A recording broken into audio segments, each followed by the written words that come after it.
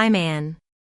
Sitting in this luxurious restaurant, I felt the weight of the room bearing down on me long before the chatter ceased.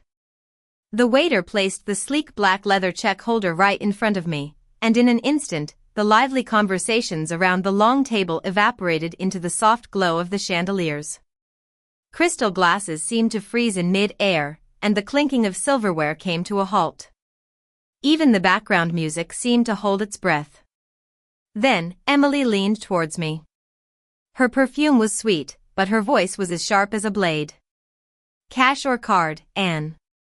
The question sliced through the silence like a knife, and I felt as if my name had been pinned to the table for everyone to scrutinize. I sat there, surrounded by people who pretended I belonged in this world of opulence. My son, David, couldn't even meet my eyes. His gaze was fixed on his untouched steak, as if the marbled fat on it had suddenly become the most fascinating thing in the world, a distraction from the humiliation unfolding before him. I've spent my life running a small flower shop. People came and went, buying flowers for their loved ones, but few ever really knew me. Nothing could have prepared me for the humiliation wrapped up in that single question. If they thought they could break me, they were about to learn they had underestimated me. It all started on a cold morning. I woke up to the faint hum of the old heater, the one David had bought me a few months ago. It often flickered, as if deciding whether it was worth using so much electricity to keep me warm. I pulled the thin blanket tighter around my shoulders and stared at the low, unfinished ceiling above my bed. It was a ceiling more suited for storing old boxes than for a woman to wake up under every day. A soft knock broke the silence. It wasn't the confident knock of a visitor but the hesitant knock of someone unsure if they should be there. When I opened the door, David stood on the step, his hands buried deep in his jacket pockets, his shoulders hunched as if trying to make himself smaller. 8 months ago, seeing my son at the door would have filled me with warmth. Now, it was a painful reminder of how far I'd fallen in my own life. "Hey, Mom," he said, forcing a smile that looked like it had been practiced in the car mirror. "Can we talk?" Without waiting for an invitation, he stepped past me into the tiny room, ducking to avoid hitting his head on the low beam. His eyes scanned the cramped space, the narrow cot, the stack of clothes at the foot of the bed, and the single chair by the small window facing the alley. He never said a word about it, and I never asked why. Some things were better left unsaid. "Did I wake you?" he asked, even though it was obvious he had. "No," I replied, pulling the blanket closer. "I've been up." He nodded, only half believing me. Then he took a deep breath, the kind men take when they're about to say something difficult. "Emily's mom is having a big birthday dinner this weekend. It's a family event, and Emily wants you to come." I stared at him, trying to read the hidden meaning in his expression. Emily had barely spoken to me in months. She came and went from the main house as if I was a bad smell she couldn't stand. If she wanted me there, it certainly wasn't out of love. "Why?" I asked quietly. He shrugged, his eyes darting towards the wall. "She just thinks it'd be nice if we were all together." The word "together" felt like a loose thread in a sweater. Pull it, and the whole thing would fall apart. I looked around the tiny room, the one I'd been moved into temporarily, the one no one ever mentioned anymore. My throat tightened. "David, is there something going on?" His jaw clenched. "Mom, please just say you'll come." I wanted to demand the truth, to shake him until he looked me in the eye and told me what was really happening. But I didn't. Mothers often choose the path of least resistance, even if it leads to more pain later. "All right," I said. "I'll go." Relief washed over his face too quickly, like someone exhaling after holding their breath for too long. He kissed my cheek and left, the door clicking shut behind him with a finality that echoed in my heart. Alone again, the room felt even smaller. I sat on the cot and pulled out the small wooden box I kept under it. Inside were memories of a happier time, photos of family gatherings, dried flowers from special occasions, and notes David had written as a child. At the bottom was a simple, white dress I'd made for myself years ago, back when I had more energy and my heart was lighter. I held it in my lap, running my fingers over the fabric, feeling like I was touching a version of myself that was long gone. I spent the rest of the morning cleaning the room, even though it didn't really need it. I straightened the blanket, wiped the small table where I kept my tea set, and rearranged the few books on the shelf. These were the rituals of someone trying to make sense of a life they never expected to live. As evening approached, I stood by the window and watched the lights come on in the main house. Warm, yellow glows moved from room to room, the rooms I had once decorated and filled with love. I could see shadows passing in front of the curtains and hear faint laughter. It was a laughter I was no longer a part of. A cold gust of wind seeped under the door, a harsh reminder that my life had changed. The renovation that had started months ago seemed never to end, and the house was no longer mine. Yet, for some reason I couldn't explain, I still ironed the white dress on Saturday morning. I fixed my hair, polished my shoes, and waited by the window for David's car. Hope is a stubborn thing, especially for mothers. It lingers long after it should have died. When David finally honked from the driveway, I took a deep breath, smoothed my dress, and stepped outside. A tightness in my chest warned me that this night would change everything. When we arrived at the restaurant, the sky had already turned a deep, rich blue, just before night fully set in. Streetlights glowed like tiny stars along the sidewalk, and every window of Le Jardin de Lumière shimmered with warm light. It was a place where people celebrated important moments, and I never thought I'd be walking in as an outsider. David got out of the car quickly and came around to open my door, but the gesture felt more like an obligation than a sign of care. I thanked him out of habit. Some instincts are hard to break. As we approached the entrance, a couple in expensive coats brushed past us, laughing loudly. Their perfume lingered in the air, a reminder of a world I didn't belong to.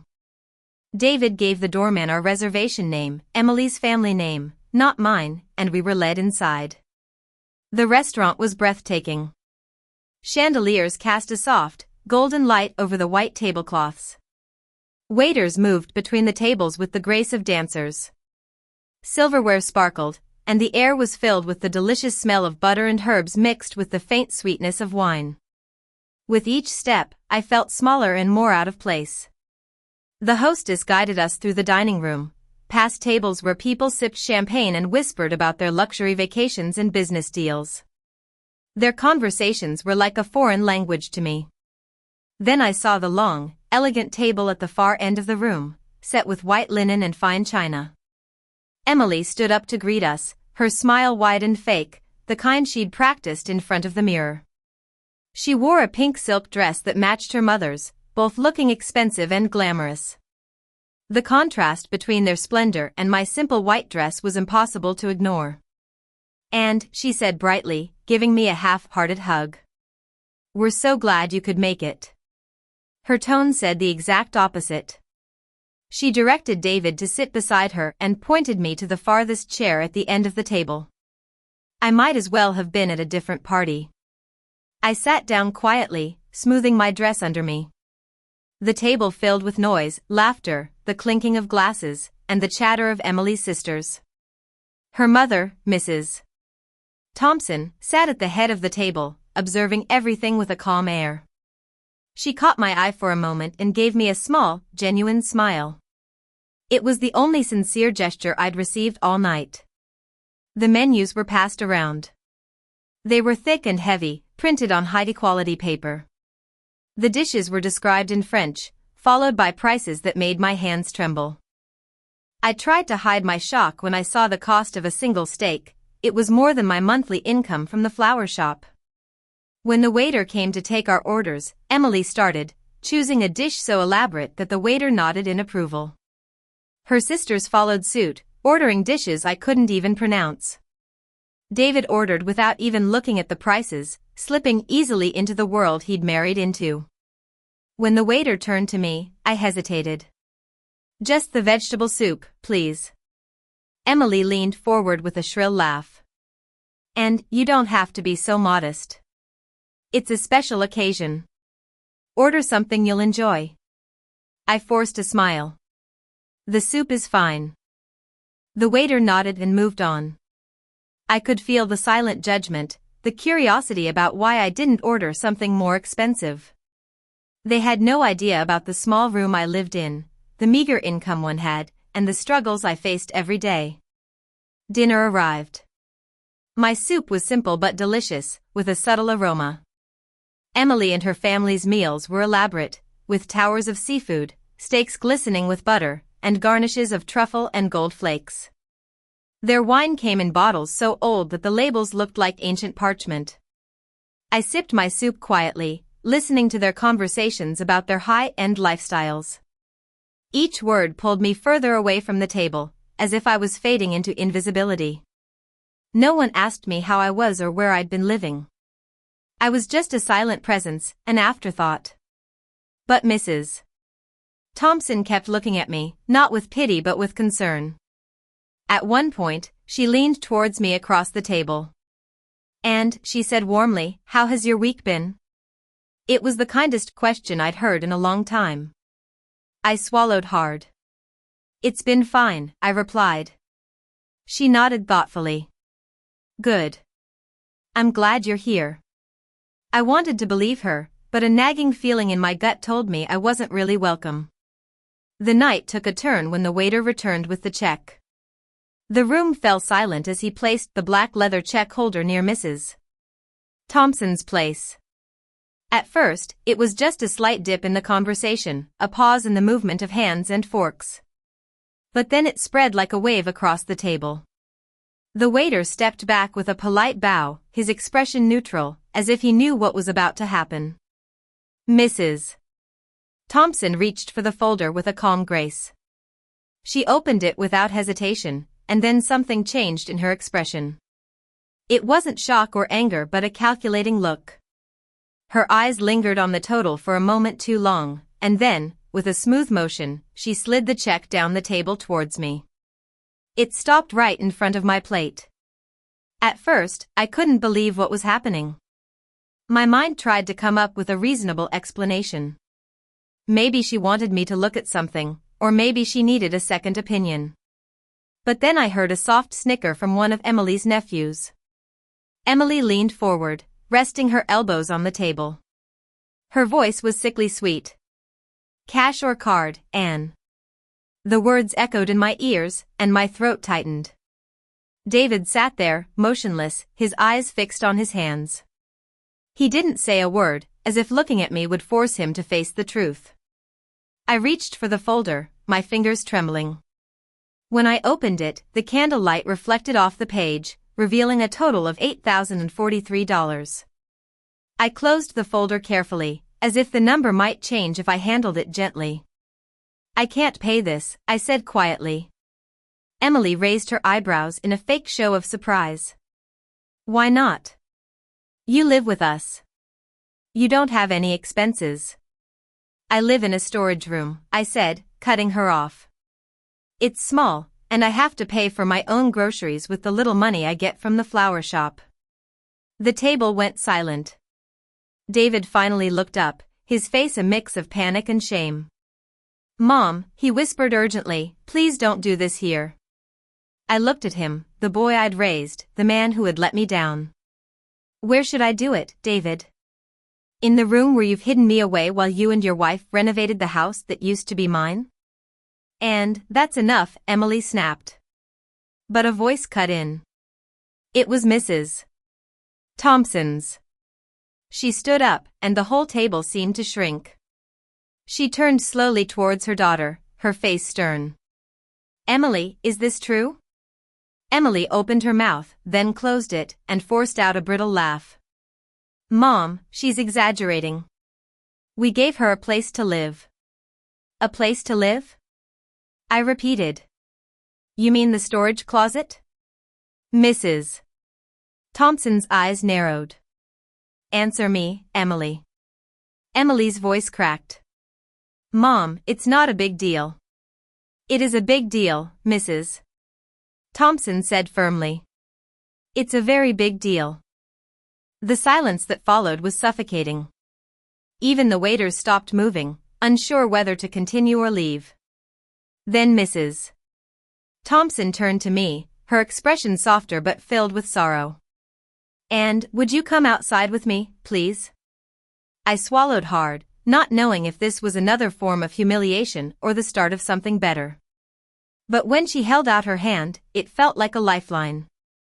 I stood up, ignoring the gasps and whispers around me. I didn't look at David, the bill, or the table.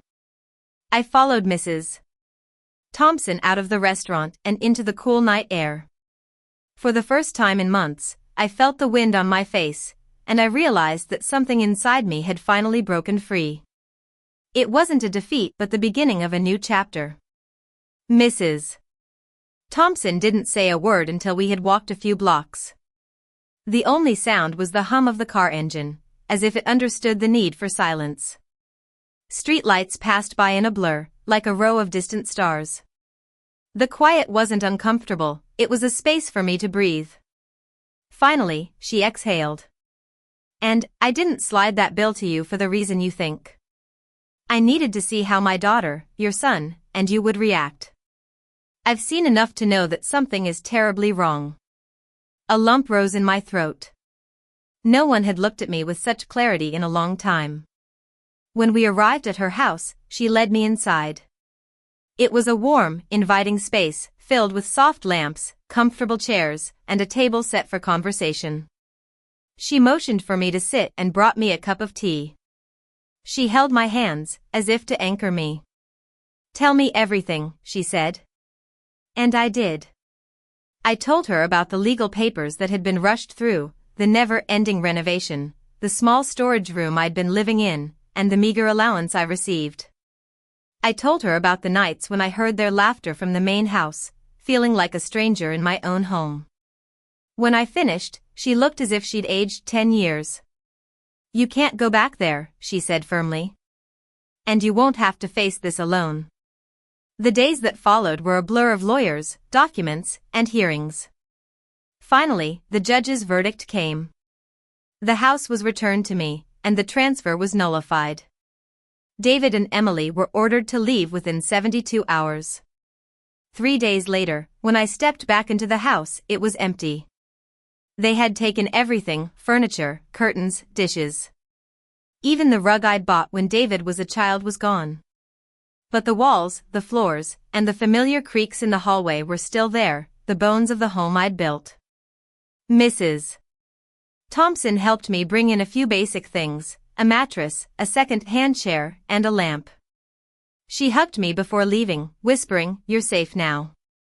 That evening, as I stood in the quiet living room, I heard footsteps on the porch. When I opened the door, David was standing there, his hands in his pockets, his face pale and tired. "Mom," he said, his voice trembling. "Can I talk to you?" I stepped outside but didn't invite him in. He swallowed hard. "Emily left.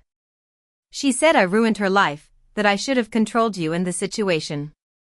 His voice broke. "She's gone, and I don't blame her. I messed everything up. I'm so sorry, Mom." I looked at him, the boy I'd loved unconditionally, the man who had made so many mistakes. "I loved you every day, David. Even when you forgot how to love me back, but love doesn't erase what happened." His chin quivered. "Do you think you'll ever forgive me?" The wind blew between us, carrying the faint scent of the rose bushes in the garden. I realized that forgiveness wasn't something I could give just because he was asking. "Some wounds don't heal, David. They change you." He closed his eyes, and tears slipped down his cheeks. He nodded slowly, then turned and walked away, getting smaller with each step until he disappeared into the darkness. I watched him go, my heart aching with a pain that was both familiar and new. Then I stepped back into my house, the house that was mine again, and closed the door gently, letting the quiet of the new beginning settle around me.